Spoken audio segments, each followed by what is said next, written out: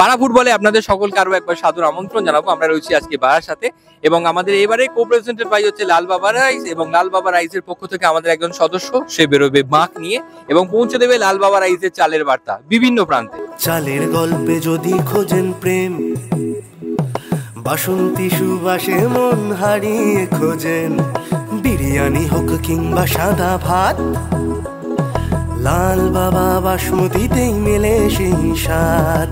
গোবিন্দ ভোগে নরম ছোঁয়া, পায়েসে ছড়ায় আনন্দের ঢেউয়া, রান্নার খুশি ভোজনের গান, লাল বাবা চালেই তৃপ্তি অফুরান, স্বাদ সুবাসার স্বাস্থ্য সাথী, এক ছাদের তলায় চাল খাটি।